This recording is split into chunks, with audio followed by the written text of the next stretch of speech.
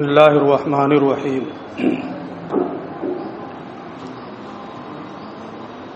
فإن قیل الجوہر الفرد متحیز ولا بعد فیہ وإلا لکان متجزیا۔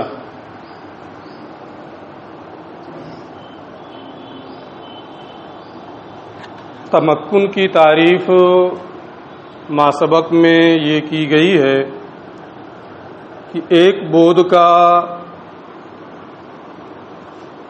دوسرے بعد میں سرایت کرنا، ایک بعد کا دوسرے بعد کو مشغول رکھنا، یا ایک بعد کا دوسرے بعد کو پر کرنا، مختلف تعبیریں ہیں، آپ جو چاہیں اختیار کر سکتے ہیں، بات ایک ہی ہے۔ اس پر اعتراض اس کا یہ ہے معترض کا کہ ایک بعد کا دوسرے بعد میں سرایت کرنا یا ایک بعد کا دوسرے بعد کو پر کرنا، ایسی صورت میں لازم آئے گا کہ جوہر فرد یہ متحیز اور متمکن ہو۔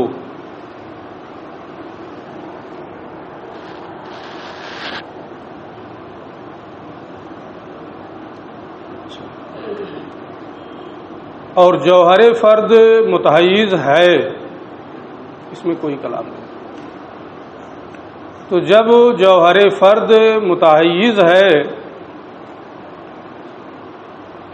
تو تحیز و تمکن کی جو وضاحت کی گئی ہے کہ ایک بعد کا دوسرے بعد کو پر کرنا، اس سے لازم کیا آئے گا؟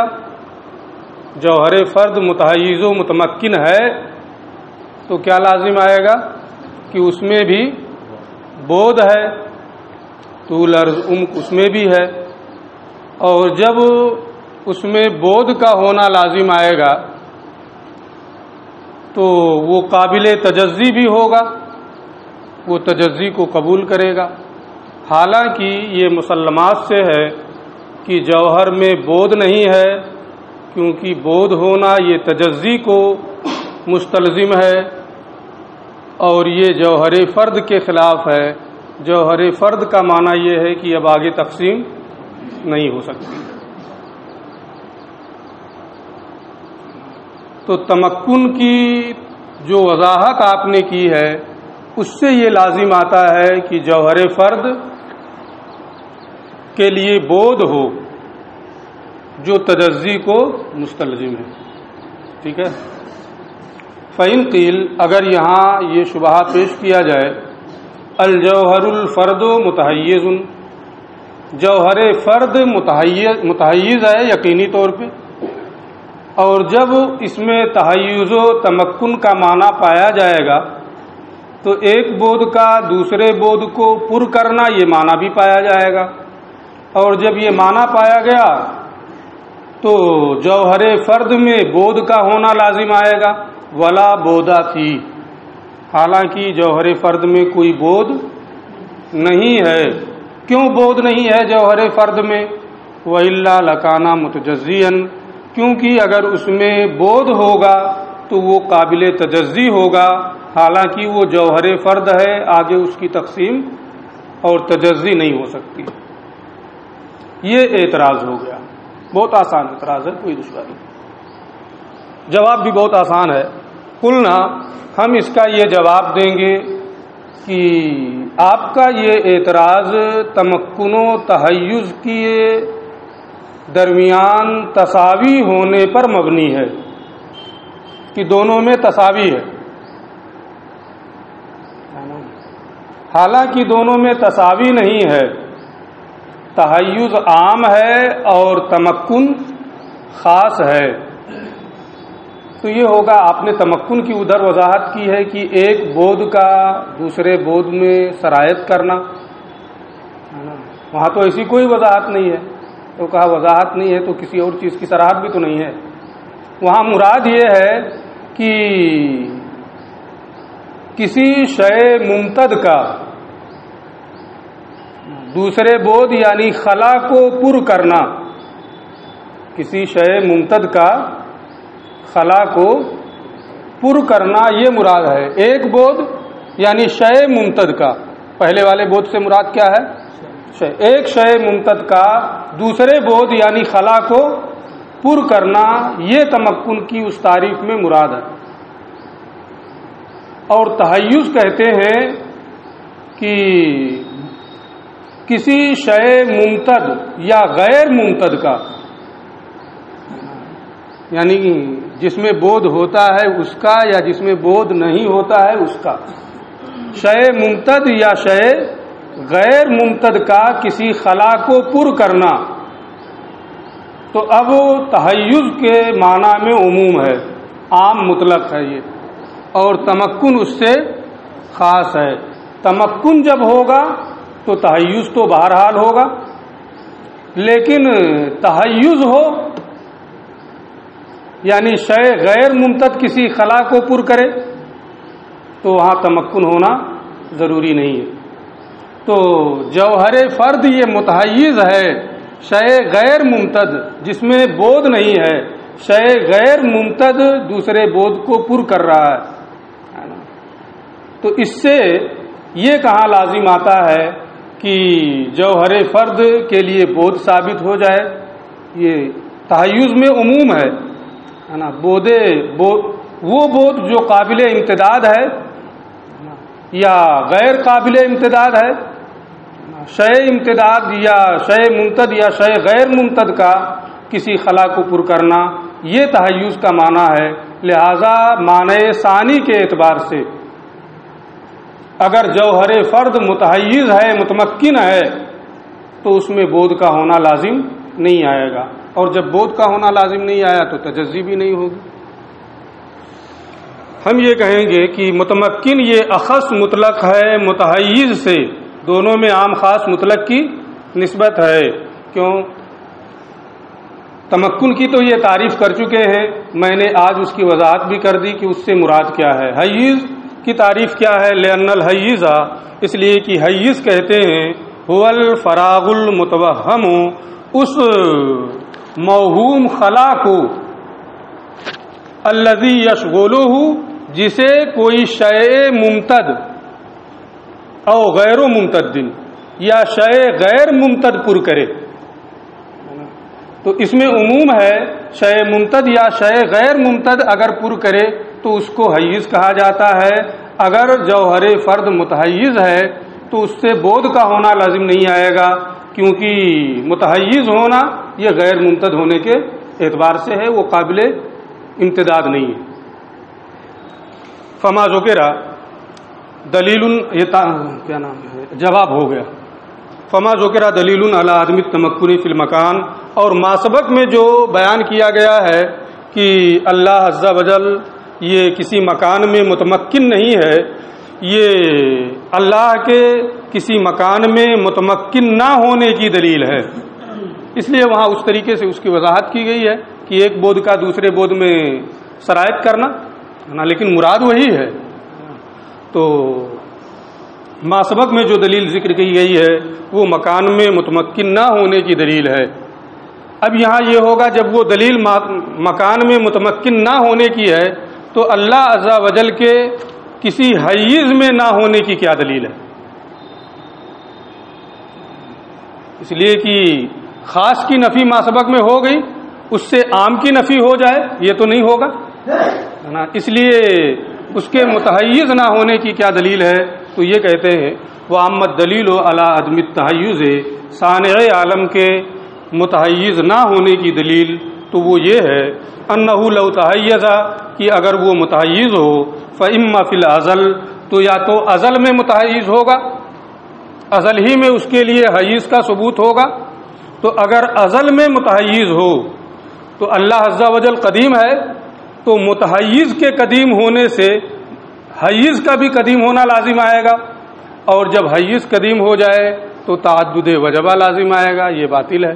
لہذا ازل ہی میں متحیز ہونا یہ صحیح نہیں ہے، باطل ہے۔ فإما فی الازل، تو یا تو ازل ہی میں وہ متحیز ہوگا، فیلزم قدم الحیز، تو ایسی صورت میں حیز کا قدیم ہونا لازم آئے گا، کیونکہ جو متحیز ہے وہ قدیم ہے، اور حیز کا قدیم ہونا یہ کیا ہے؟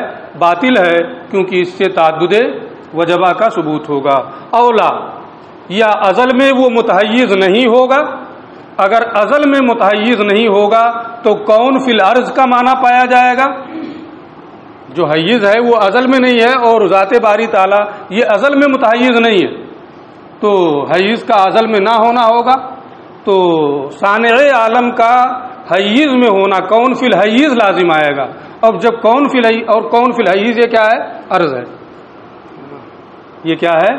عرض ہے۔ فیکون محلا للحوادث، اور جب کون فی الارض پایا جائے گا، اور کون فی الارض یہ عرض ہے، فیکون محلا للحوادث، تو واجب تعالیٰ کا محل حوادث ہونا لازم آئے گا، اور جو محل حوادث وہ حادث ہوتا ہے، لہذا اس کا حادث ہونا لازم آئے گا، ہے نا۔ لہذا یہ بھی باطل ہے کہ وہ ازل میں متحیز نہیں ہے نا، یہ صورت بھی باطل ہے۔ اور جب دونوں صورتیں باطل ہیں، ازل میں متحیز ہونے کی اور بعد میں متحیز ہونے کی، تو اس کا متحیز ہونا بھی کیا ہوگا؟ باطل ہوگا۔ یہ ایک دلیل ہو گئی۔ وائزن، دوسری دلیل صانع عالم کے متحیز نہ ہونے کی یہ ہے، اما ان یساوی الحیز، کہ اگر اسے متحیز مانے تو یا تو وہ حیز کے برابر ہوگا، یا او ینقصان ہو، یا حیز سے چھوٹا ہوگا، اور حیز یہ متناہی ہے، تو اگر حیز کے برابر ہو، ہے نا، تو متناہی کے برابر ہوا تو اس کا بھی متناہی ہونا لازم آئے گا۔ جو متناہی ہے اس سے چھوٹا ہو، تو جب متناہی سے چھوٹا ہو جائے گا تو بہرحال وہ متناہی ہوگا۔ تو اگر حیز متحیز مانا جائے صانع عالم کو، تو یا تو حیز کے وہ مساوی ہوگا یا اس سے چھوٹا ہوگا۔ اگر مساوی ہے یا چھوٹا ہے تو یہ دونوں چیزیں حیز کی، حیز متناہی ہے تو چھوٹے ہونے یا مساوی ہونے کی صورت میں صانع عالم کا متناہی ہونا لازم آئے گا، اور یہ باطل ہے۔ فیکون متناہین، تو صانع عالم کا متناہی ہونا لازم آئے گا، اور یہ باطل ہے۔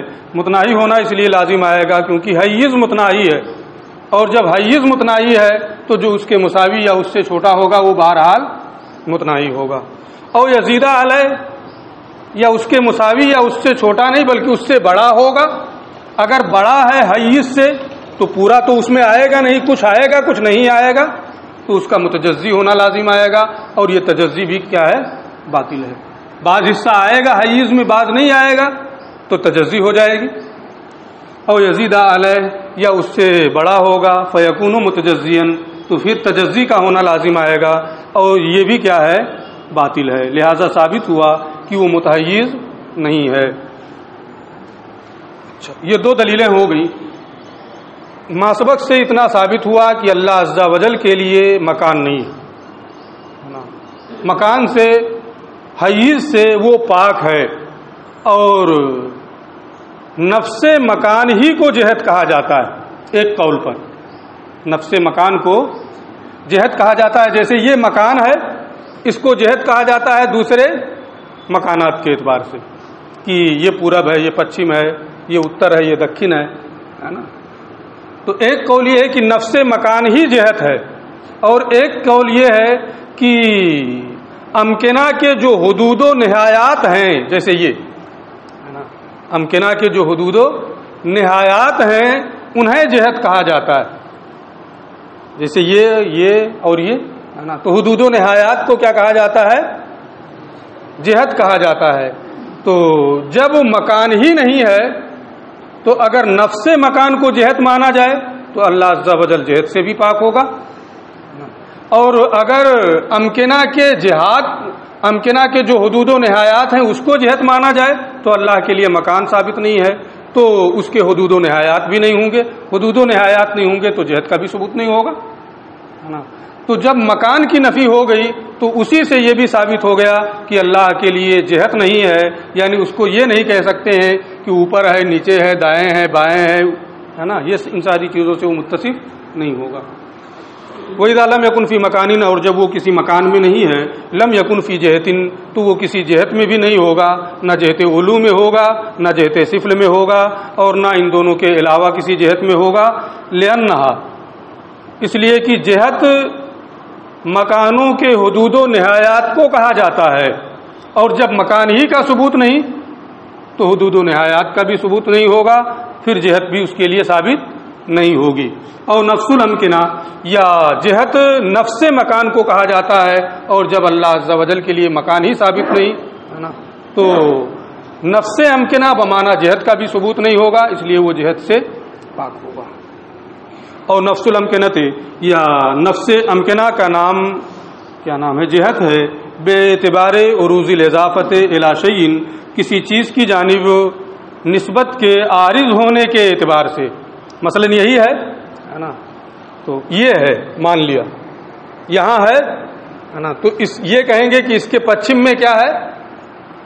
ڈیکس ہے، اس کے پورب میں خلا ہے، دکھن میں خلا ہے نا، اور اتر میں خلا ہے، یا کوئی چیز ہو تو اس کو کہہ دیں گے، تو اسی کی جانب نسبت کرتے ہوئے دوسری چیزوں کی جانب ہے نا، اس کی جانب نسبت کرتے ہوئے، چونکہ یہ پچھم میں ہے تو اس کو کہیں گے کہ یہ پچھم کی جہت ہے نا، اوپر کوئی چیز ہو تو کہیں گے یہ اوپر کی جہت ہے۔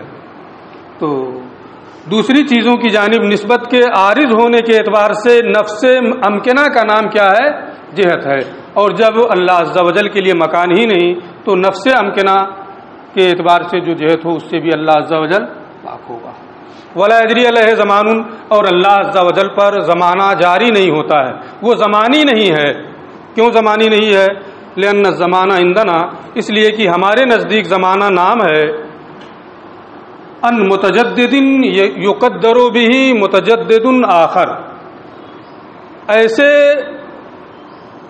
امر متغیر معلوم کا، ایسے امر متجدد امر متغیر معلوم کا کہ جس سے دوسرے امر متغیر و متجدد مجہول کا اندازہ کیا جائے۔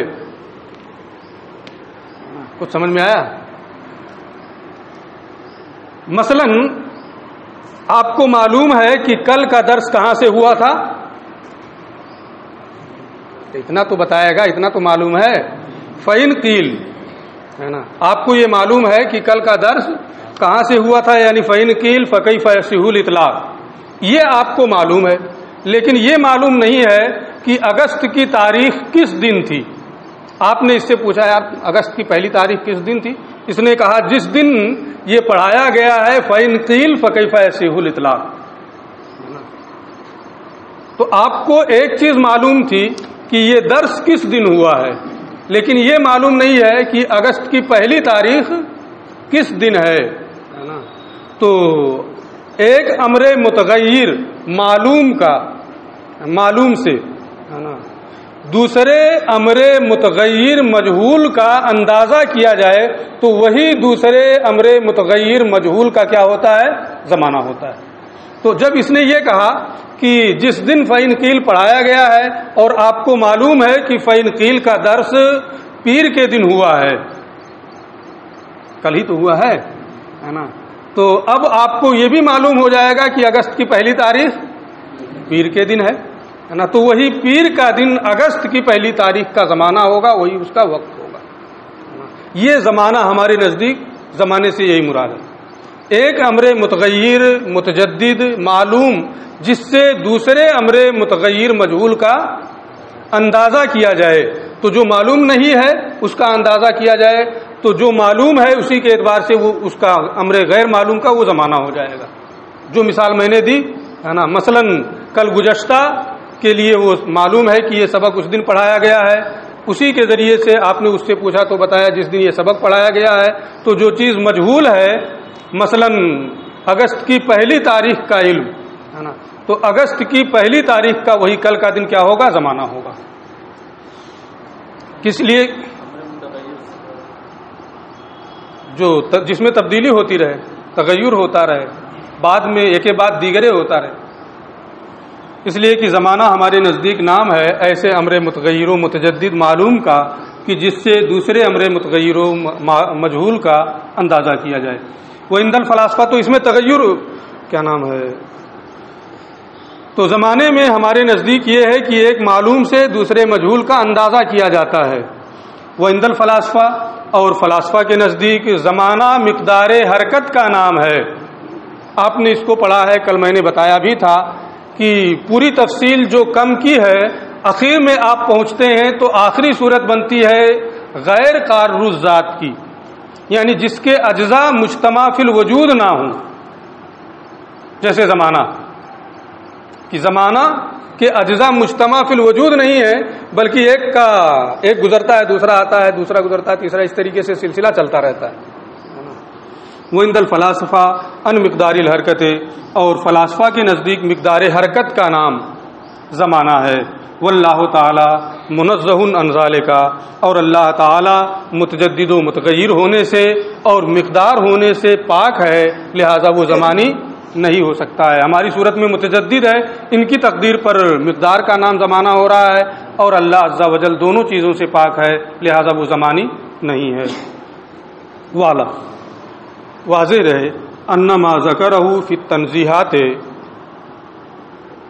تنزیہات کے سلسلے میں جن چیزوں کو ماتن نے ذکر کیا ہے، کئی صورتیں ذکر کی. اللہ عز و جل جوہر نہیں ہے، متمکن نہیں ہے، زمانی نہیں ہے، اور بھی کئی صفات انہوں نے، جسم نہیں ہے، متبعیض نہیں ہے، مرکب نہیں ہے، ماہیت سے متصف نہیں ہوتا ہے، وغیرہ ذالک. یہ کہتے ہیں بعضہ یغنی عن البعض. ان میں سے بعض صفات سلبیہ ایسی ہیں کہ جو بعض سے بے نیاز کر دیتی ہیں. مثلا اگر یہ کہا گیا کہ وہ جوہر نہیں ہے نا، تو یہ اس بات کو مستلزم ہے کہ جسم بھی نہیں ہے نا، تو جوہر کو ذکر کر دیا تو جسم کو ذکر کرنے کی حاجت نہیں تھی. اسی طریقے سے باقی میں بھی ہے. تو ان میں سے بعض صفات سلبیہ وہ ہیں جن کا ذکر بعض سے بے نیاز کر دیتا ہے. جب بے نیاز کر دیتا ہے تو پھر اتنی تفصیل سے کیوں بیان کیا؟ یہ کہتے ہیں الا انہ حاول التفصیل والتوضیح قضاء لحق الواجب فی باب التنزیہ وردا علی المشبہۃ والمجسمۃ وسائر فرق الضلال والطغیان بابلغ وجہ واوکدہ. لیکن مصنف نے باب تنزیہ میں اللہ عز و جل کی صفات کے تنزیہ کے بیان میں واجب تعالیٰ کے حق کو پورا کرنے کی خاطر تفصیل و توضیح اور مشبہہ اور مجسمہ اور تمام گمراہ اور سرکش فرقوں کا بلیغ اور مؤکد طریقے پر رد کرنے کی خاطر تفصیل و توضیح کا ارادہ کیا ہے. یعنی بلیغ طریقے پر اور مؤکد طریقے پر تمام گمراہ فرقوں خصوصیت کے ساتھ مشبہہ اور مجسمہ کا رد ہو جائے، اور تفصیل کے ساتھ اللہ عز و جل کی تنزیہ کا بیان ہو جائے. اس مقصد کے تحت مصنف علیہ الرحمہ نے اس کا لحاظ نہیں کیا کہ بعض صفات سلبیہ سے کو ذکر کرنے سے بعض سے بے نیازی ہوتی ہے، لہذا انہی کو ذکر کر دیا جائے، کسی ایک کو جس سے دوسرے سے بے نیازی ہے دوسرے کو ترک کر دیا جائے. ایسا انہوں نے نہیں کیا تاکہ تفصیلی طور پر ان کا رد ہو جائے اور باب تنزیہ میں اللہ کا حق بھی پورے طور پر ادا ہو جائے. فلم یبالغ بتقریر الالفاظ، اسی مقصد کے تحت مصنف علیہ الرحمہ نے مترادف الفاظ کے مکرر ہونے کی کوئی پرواہ نہیں کی. مقرر ہو رہے ہیں ہونے دو، کوئی فرق نہیں پڑتا، لیکن بلیغ طریقے پر اللہ عز و جل کی تنزیہ کا بیان ہو جائے، مؤکد طریقے پر بیان ہو جائے، یہ مقصد ہے. والتصریح بما علم بطریق الالتزام، اور ایسی چیز کو صراحتاً بیان کرنے سے کوئی پرواہ نہیں کیا کہ جس کو التزاماً جان لیا گیا ہے. تو اگرچہ التزاماً جان لیا گیا ہے لیکن بعد میں اس کی انہوں نے صراحت بھی کر دی ہے. جیسے جوہر ہی ہے، وہ جسم کی نفی کو بھی مستلزم ہے، التزاماً جان لیا گیا ہے، لیکن جسم کی نفی کی بھی صراحت کی ہے تاکہ حق کے واجب کی ادائیگی ہو سکے.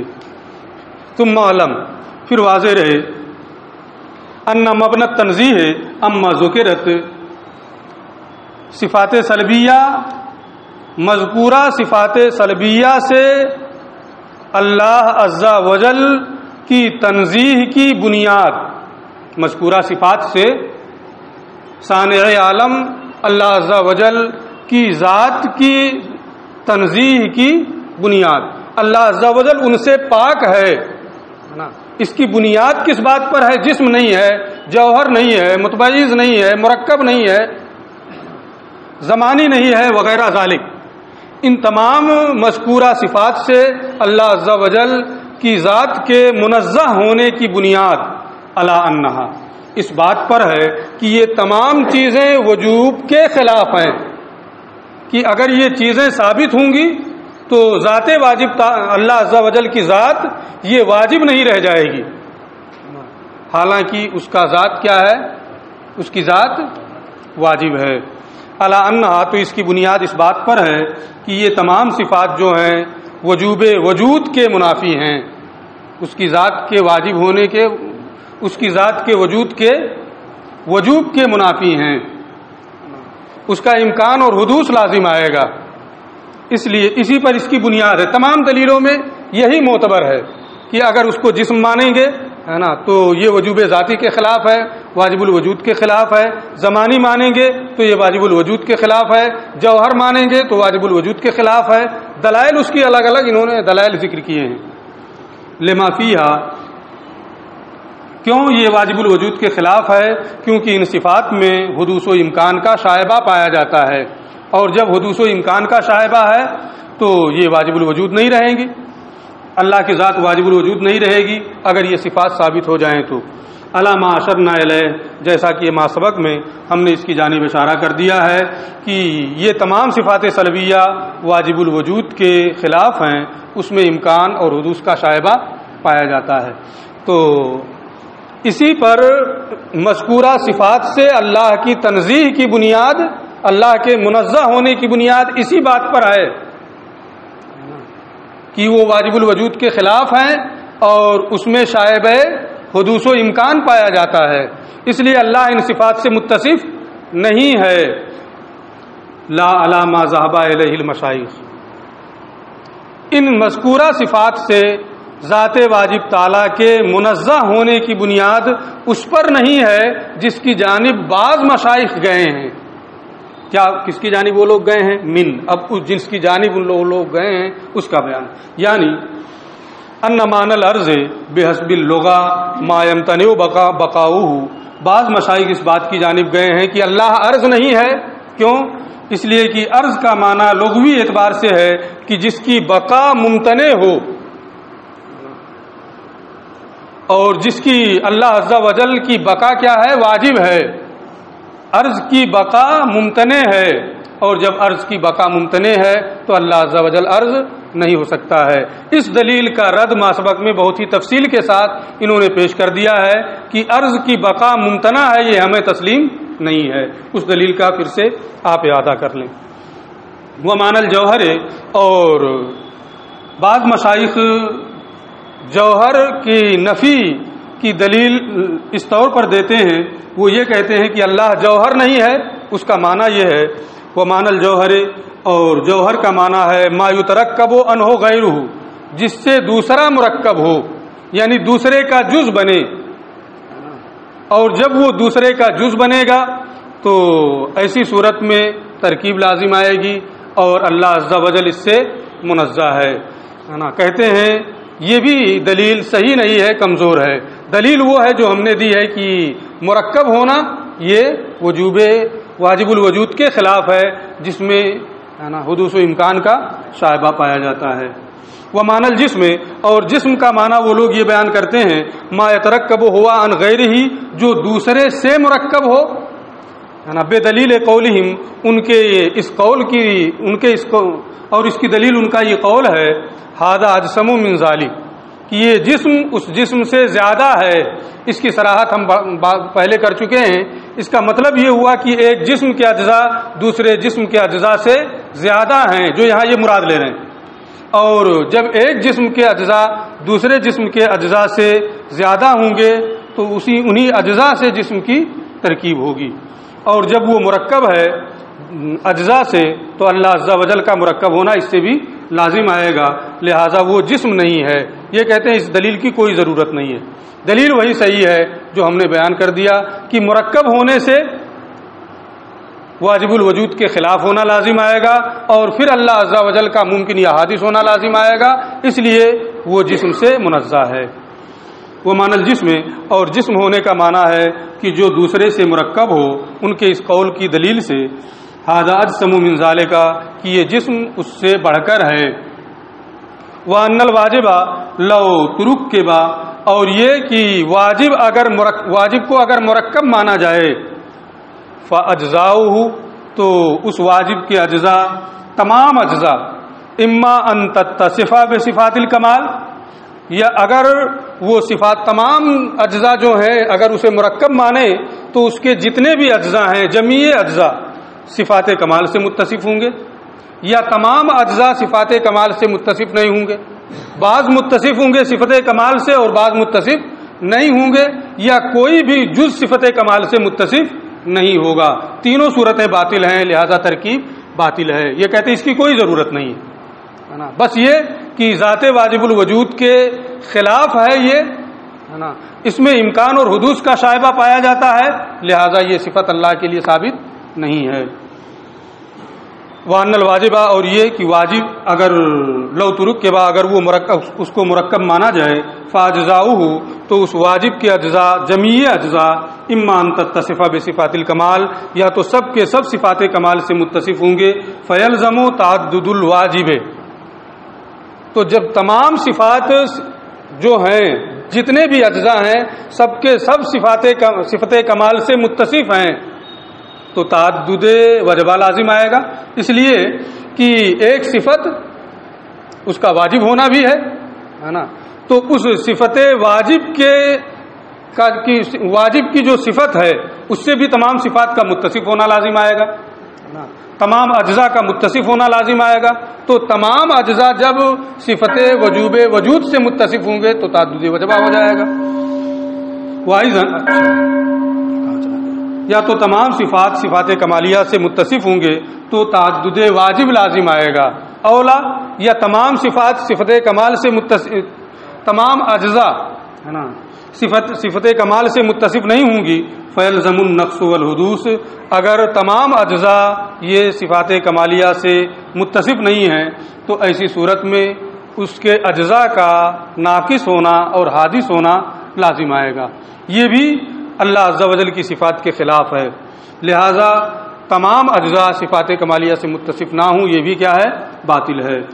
وائزن نیز اما یکون علی جمیع الصور والاشکال، اللہ کے جو واجب کے جو تمام اجزاء ہیں ہے نا، اگر اس کو صورت والا مانا جائے، شکل والا مانا جائے، مقدار والا مانا جائے، کیفیت والا مانا جائے، وائزن اما یکون، یا تو تمام اجزاء ہے نا علی جمیع الصور، یا تو ذات باری تعالیٰ یا تمام اجزاء جو مرکب ہے نا واجب جو ہے اگر وہ مرکب ہو تو بحیثیت مجموعہ یا تو تمام صورتوں پہ وہ پایا جائے گا، تمام شکلوں پہ وہ پایا جائے گا، تمام مقدار میں پایا جائے گا، تمام کیفیات میں پایا جائے گا، تو اجتماع نقیضین لازم آئے گا، اجتماع ازداد لازم آئے گا۔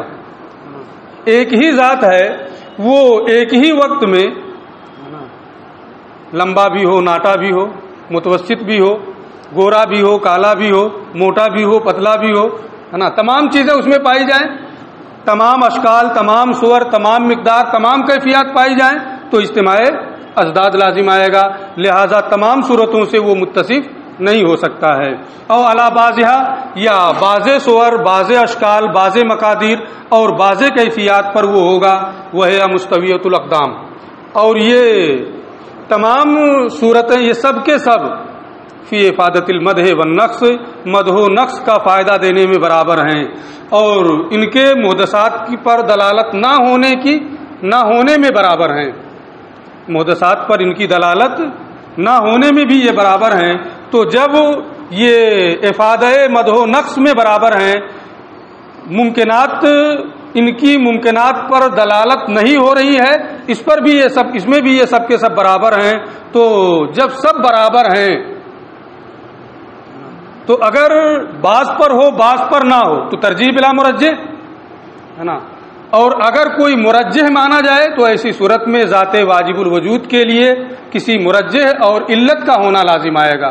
فیکون فیفتقر الی مخصص، تو پھر ذات واجب تعالیٰ کا کسی مرجح مخصص اور علت کا محتاج ہونا لازم آئے گا، اور جب وہ کسی کا محتاج ہوگا تو اس کی قدرت کے تحت اس کا داخل ہونا بھی لازم آئے گا، لہذا وہ اللہ عز و جل کی ذات کا دوسرے کی قدرت کے تحت داخل ہونا بھی لازم آئے گا، وَيَدْخُلُ تحت قدرت الغیر، اور وہ دوسرے کی قدرت کے تحت داخل بھی ہوگا، فَيَكُونُ حَادِثًا، لہذا وہ حادث ہو جائے گا، حالانکہ اللہ عز و جل حادث نہیں ہے۔